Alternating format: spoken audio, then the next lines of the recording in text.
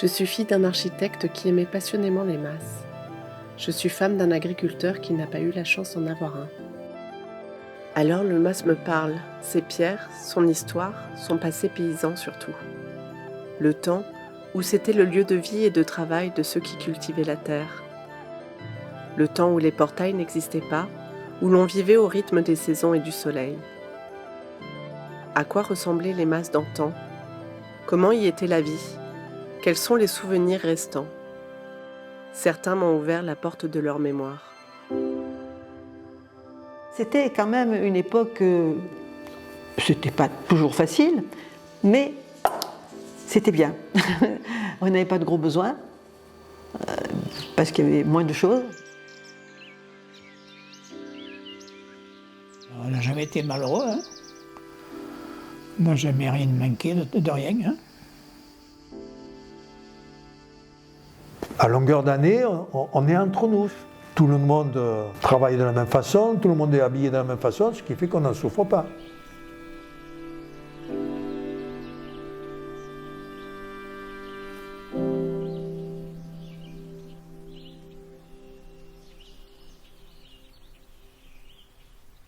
Les façades sont crépies, avec du sable et de la chaux.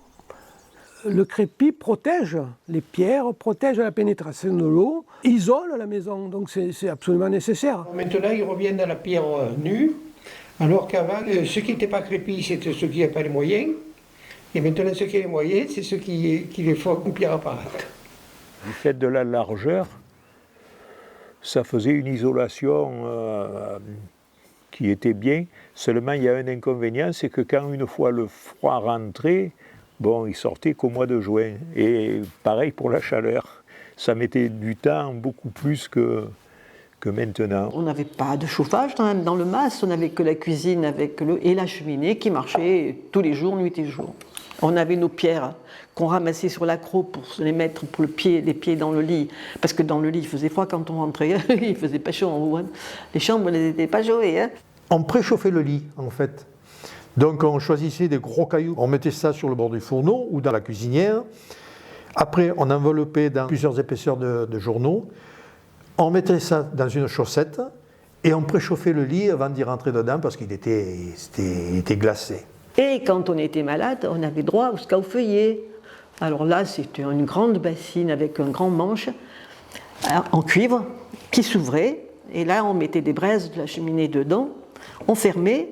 Et maman montait, elle bassinait le lit pour qu'il soit bien chaud. Et puis nous, on rentrait dedans et on était très très contents quand on rentrait dans ce lit bien chaud.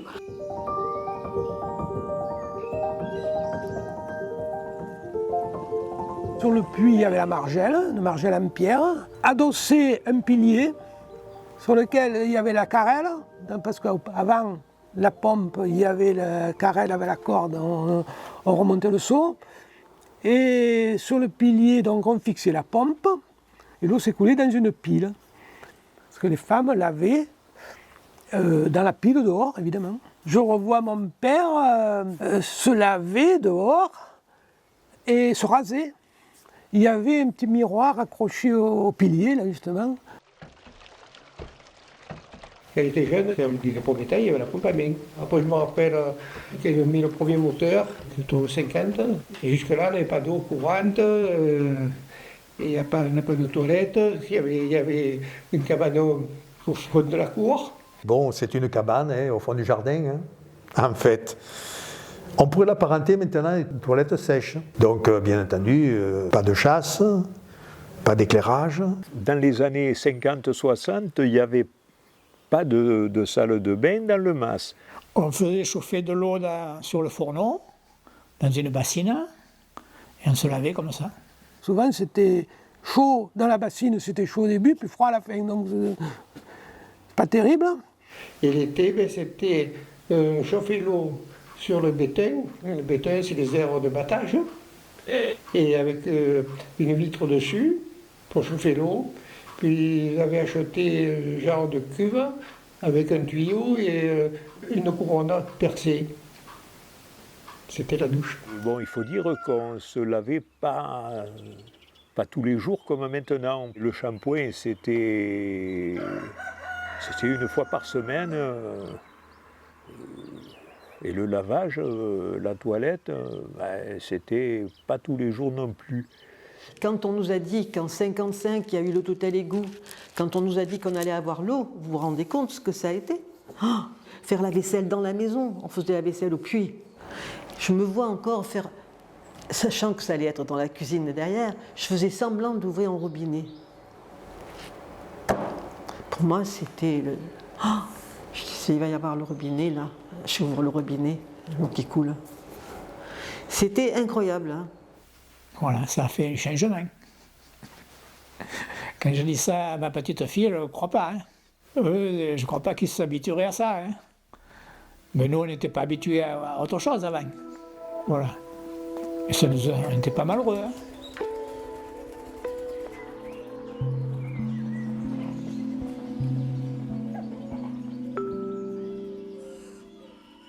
Alors le mas contient l'écurie qui fait quand même une partie assez importante. Entre l'écurie et la finière, ça fait presque la même dimension que les pièces de vie. La liaison entre la cuisine et l'écurie, il y avait une porte, mais elle était entrouverte en permanence.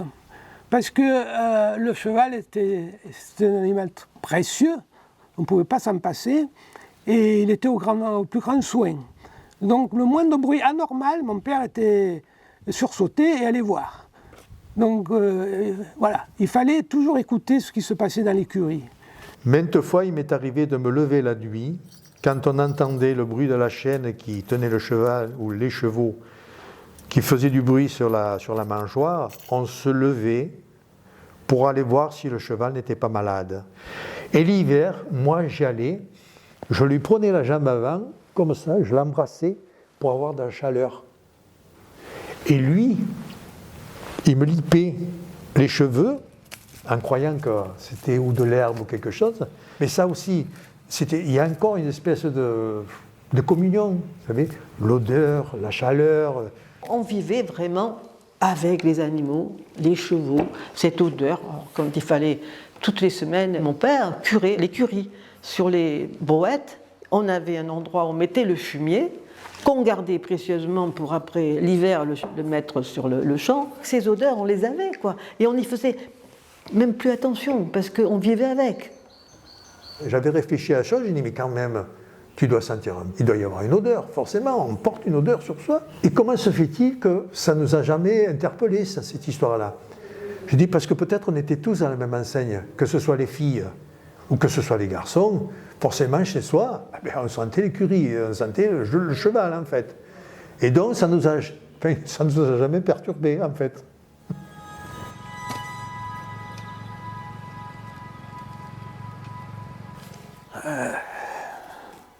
Oui, quand le cheval a été remplacé par le tracteur, là ça a été un bouleversement terrible quand même. Hein.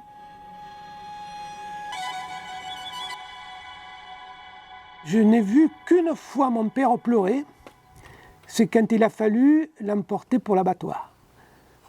Tout le monde pleurait à la maison, et c'est la seule fois où j'ai vu mon père pleurer de ma vie. C'était triste parce qu'il manquait quelque chose, malgré qu'il y ait tous ces engins, mais les engins, ils font pas... Non, c'est pas le cheval. Sur le côté, il y avait un hangar où on entreposait nos outils agricoles pour pas qu'ils s'abîment. Charrettes, remorques, tout ça était bien entreposé à l'abri. Adossé au hangar, il y avait le cochonnier et le poulailler. Mais ouais, il y a toujours eu des poules dans les masses pour avoir des œufs. Et après, jusqu'à assez longtemps, on avait un cochon. Tout est bon dans le cochon. Mais comme ils n'avaient pas de frigidaire et encore moins de congélateur, il fallait faire des bocaux dans la graisse, puis beaucoup charcuter, des saucissons, des nouillettes, des caillettes. Les saucissons, on avait une chambre avec un plafond avec des petites poutres. Chaque petite poutre, elle avait des clous et on pendait les saucissons pour qu'ils sèchent. Alors on dormait dans une chambre qui embaumait parce que ça sentait très très très bon. Souvent, ce que l'on trouve sur le pignon de la façade, le perchoir à chouette, le fameux perchoir à chouette. Machotte, c'était la tuile pour que la chouette se pose. Et chaque maçon mettait son grain, c'est-à-dire, Marc David, qui est mon fils qui est maçon, quand il fait une toiture, il finit toujours avec une machotte avec un V dedans. Et les chouettes, c'était un peu le porte-bonheur. Il ne fallait pas les toucher, les chouettes.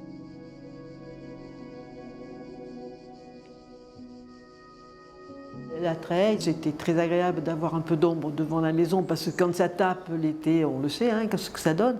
Et puis on avait ces fameux raisins qu'on mangeait, que souvent, c'est des raisins qui arrivaient un peu tard. On les coupait et on les attachait, on les mettait dans le grenier, on les attachait pour Noël, pour avoir des raisins un peu secs.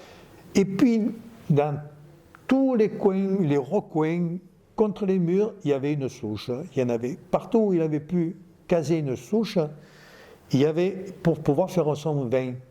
On faisait du vin avec ce raisin, je crois que ça s'appelait, c'est du coup d'air, il me semble bien. Ça produisait beaucoup, ça faisait pas du bon vin, et en plus, comme mes parents en avaient très peu, ils faisaient un truc qui s'appelait la piquette, qui ne se conservait pas, il fallait le boire dans 15 jours ou 3 semaines. Ça se faisait, la piquette. C'était pas...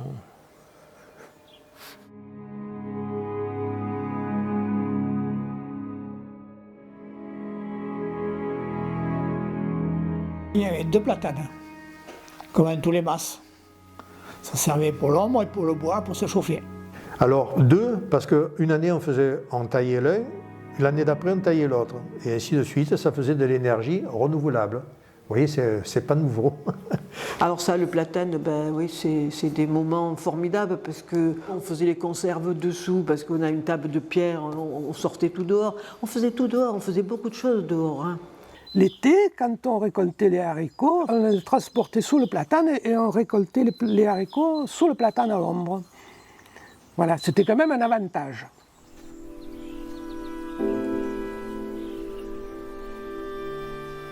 Il y a une table en pierre. C'était plus alors. Il y a quelqu'un qui vient, un apéritif, mais manger rien que pour des pains, même le soir, c'est rare, c'est très rare comme quand on mangeait dehors. Nous, on ne mangeait pas beaucoup, pas souvent à l'extérieur. C'est-à-dire, on était toujours dehors. Et quand on rentrait, on était bien. Même maintenant, on mange dehors quand il y a les petits qui viennent. Mais sinon, quand on est seul avec ma femme, on mange rarement dehors. Ceux qui sont en vacances, ils sont dehors. Mais ceux qui travaillent, ils n'ont pas mis ils sont bien dedans. Quand il fait 14 heures de travail, parce que l'été, c'était 70 heures par semaine. Quand le soleil se couche. L'été, c'est comme ça. L'hiver, c'est un peu plus cool. C'est plus... quelquefois, on est un peu paresseux. L'hiver, on faisait des veillées jusqu'au mois de février, parce qu'il y avait un proverbe qui disait « Au mes effeubrés, l'ivillade sont mouillées ». Ce qui voulait dire qu'au mois de février, les veillées étaient au lit, et parce que les matinées, il fallait travailler, il y avait plus de travail. Mais on faisait des veillées, soit les cartes, soit les cancans. Toutes les occasions étaient bonnes pour aller manger, soit un gâteau, la castagnade, ou des crêpes, ou ce que vous voulez, ou même s'il n'y avait pas de raison, on se réunissait. Les adultes mangeaient les biscuits et le vin blanc en général, et d'une grande discussion sur la mercuriale, sur les cultures principalement, sur le temps, la chasse. Alors ça, c'était... Mais bon, on s'arrêtait chez les gens comme ça, il n'y avait pas de portail, il n'y avait pas de sonnette, il n'y avait rien. Hein. C'était pas... On ne pouvait pas téléphoner à l'avance, on arrive. Hein. On arrivait en vélo. Oh Jacques, arrête-toi un peu. Allez hop, Jacques, arrête. Il s'arrêtait. Marius, qu'est-ce qu'il y a? Mais je vais t'en dire une, tu vas voir. Voilà. C'était ça. Et on s'est entraidés surtout. Parce que moi, je vois l'hiver, et à ce moment-là, on faisait les choses urgentes. On faisait les ruisseaux, par exemple. Et les ruisseaux, moi, je vois mon père, il disait à M. Vincent, Marius, demain, si tu veux, on fait ton ruisseau. Oui, Jacques, demain, on fait mon ruisseau. Après-demain, Paul, il disait, il faudra faire le nôtre. Ils s'entraidaient tous les trois. Et c'était facile parce qu'il fallait les faire, ces ruisseaux. L'eau, elle circulait, on en avait besoin. On passait chez les voisins sans problème. On allait mettre l'eau, on traversait les terres du voisin pour aller mettre la martelière. Personne ne nous disait rien, c'était normal. Tout le monde faisait pareil. Mon voisin avait abattu un cyprès dans l'allée pour que je puisse prendre un raccourci pour ne pas avoir à faire le tour à la route pour aller mettre l'eau au canal. Ouais, ça paraît impensable maintenant qu'un voisin fasse ça. Alors que maintenant, moi, mes voisins, je ne les connais plus. Je ne sais pas.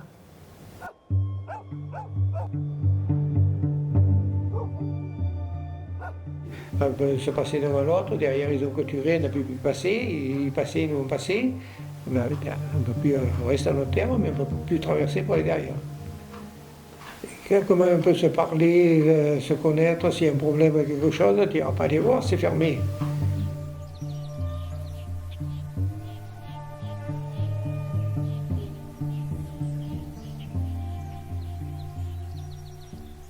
Beaucoup, quand ils ont plusieurs enfants, ils n'arrivent pas à partager, à payer la succession. C'est pour ça qu'ils s'en gardent de moins en moins. On n'arrive pas à garder. Sinon, il y a beaucoup d'étrangers, tous ceux qui se vendent, c'est des étrangers qui achètent. Ils ont agrandi les ouvertures, ils ont tout fait pour... Si, ils ont amélioré, c'est sûr, ils ont fait les toitures, ils ont tout refait. Il faut avoir les moyens. Hein. Les écuries deviennent des salles à manger, les finières deviennent des chambres, voilà. C'est l'évolution, puisqu'il n'y a plus de paysans. Enfin, ceux qui habitent les masses n'exploitent plus, quoi. Il y a beaucoup de gens qui ne gardent pas le beau. Ils démolissent tout pour refaire du beau, mais pas le même beau. C'est ça qui est un peu dommage. Il y a des fois, ça me fait mal. Je me dis, ils avaient tout ce qu'il fallait. Ils avaient simplement à le rendre confortable, parce qu'ils ont raison. Mais c'est l'extérieur, quand on trouve un joli mas avec des belles proportions et qu'on l'abîme. Vous l'avez acheté parce qu'il vous a plu. S'il vous a plu, c'est comme vous l'avez vu. Il n'était pas comme ça, pas comme maintenant. Pourquoi vous l'avez tellement transformé? Les mas ont été restaurés de telle façon que c'est fini, c'est perdu à tout jamais. Bon, c'est comme ça, il faut suivre, mais c'est perdu à tout jamais. Un mas qui a été restauré, le dernier que j'ai vu, il s'est vendu dans son état lamentable, c'est une ruine, 850 000 €. Le gars a gardé que les 4 murs, il a tout refait faire, donc il en a ajouté encore peut-être 800. Donc c'est quelque chose qui va tourner entre 1,5 million ou 2 millions. Donc quel est l'agriculteur qui va pouvoir se permettre de sortir 1,5 million ou 2? Non, c'est plus possible. Pour moi, c'est perdu à tout jamais. Hein. Ce qui fait un peu mal au cœur, c'est toutes ces terres qui sont en jachère. Ça fait mal au cœur.